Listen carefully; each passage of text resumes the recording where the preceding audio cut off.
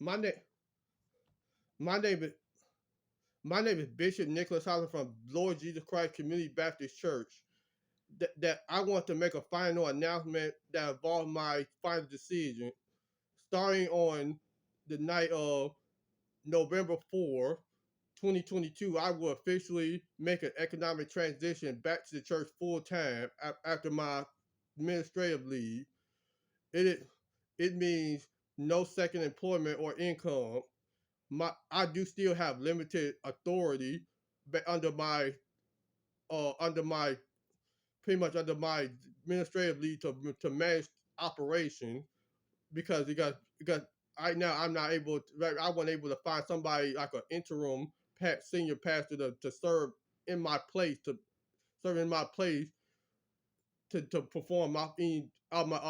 operation. So that's why I'm everything for me is like pretty much been limited under my right now about me under administrative leave. Um, my my only job will be from the church with with my housing pastoral housing allowance. The congregation have already approved for solicitation in the state of Michigan. That means the church is allowed to accept donations from businesses and residents in the state of Michigan. Bylaws and rule committee members it was able to obtain church copy of the letter from the state of Michigan by mail. Also the church has approved also to starting later this week. The church will have a I'll call for a board. I call for a meeting for the church to approve the new bylaw separate booklet for the bylaw for church fundraising that includes and then and also the volunteer handbook. This is the copy of the binder of the binded comb binded volunteer handbook from the church, and also the church bylaws and rule committee will be meeting this week to come up to approve bylaws for the fund for professional fundraisers in the state of Michigan. So we can start recruiting professional fundraisers and also in the also in the bylaw for fundraising, they also have different rules and they have different rules and regulations for the low income for the low income and homeless outreach summit that takes place every year in either in the Michigan, Georgia, overseas in Kenya, or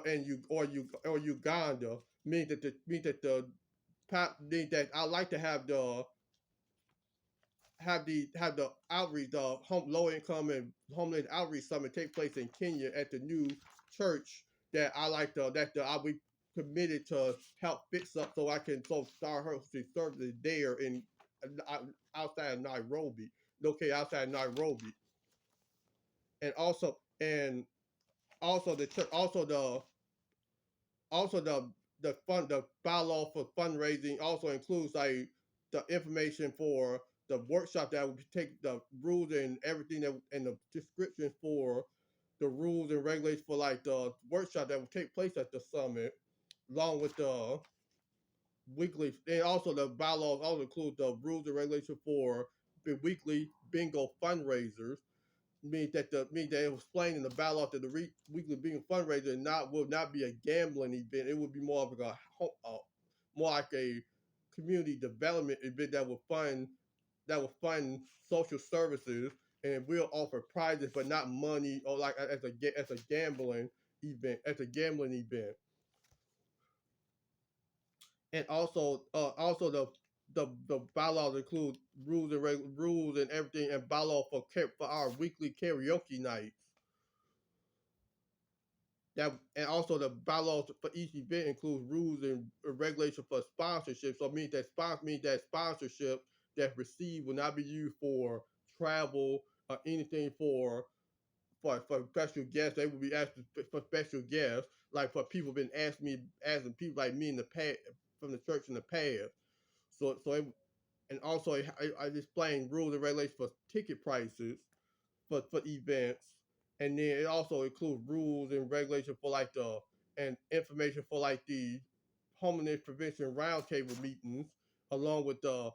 new mandatory $1 tithes and offerings that would pretty much that start this year because of inflation we don't want the church don't want how much they pay currently paying tithes and offerings cutting into their pocketbook because members already struggling to pay for food, get to continue still high gas prices and and goods and services for households and business and members that may own a business or maybe it could be self-employed and they still need money to pay for equipment in their own operations. And I want and also the and also the volunteer handbook that was current that this binded version was currently that binded version currently it's already posted on the website already by church staff, but it like based on based on it will give people information about the organization history and background and mission, the values, what what volunteers should expect, what should be, and also I will be signing executive order sometime middle of this week to allow, like, say if a person, say if a new person works under the volunteer employment program, that they would actually be uh teamed up with a experienced volunteer to be their trainer till for the total of 60 days, so that it can be more, so I can train them on how to be an effective worker for the church so state, because right now some employers I don't want to be like some I don't want my congregation to be like some employers that actually when they train when they do train people when they train people, but when they train new hires, like they sweep the other people that was hired maybe a month ago or more under the rug, and that not been fully trained. So I would not tolerate that in my congregation. People would under any employment type program. I would make sure everyone, including the volunteer to work program, everybody, I would make sure everybody is trained to be a effective and efficient worker efficiently. Mean that people mean for 60 days like that mean that do it means that the other experienced volunteer will actually do more will actually spend time with that new person that just hired into the program for 60 days. Make sure they perform the job effectively and efficiently for them 60 days, so they won't have any flaws after the 60 days, so they can be they can become more of a effective worker that could be have a satisfactory have satisfactory job satisfactory in 6 months, so it can become become a paid employee under that program. So that's program. That's what I would um do as regular week for sign a executive board, so it could be more so people, so workers in the program could be more effective, so it can be more effective workers, so I don't have to worry about workers coming to either me or other church staff because they've been swept under the rug because of other new people coming in, and I don't, because one thing about I don't like about that E2 is that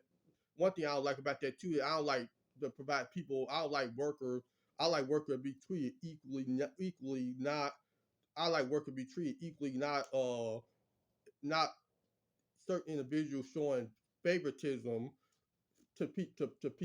showing favoritism to people for that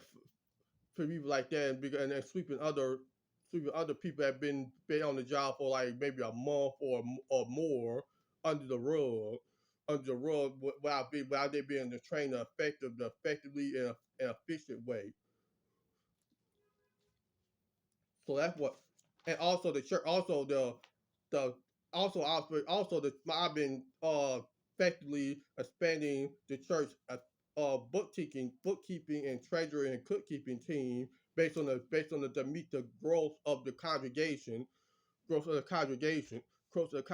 and pretty much staff will be fully either posted, will probably will be posted online and free, but it be in place by probably about either later this week or next or before the end of the month. Thank you.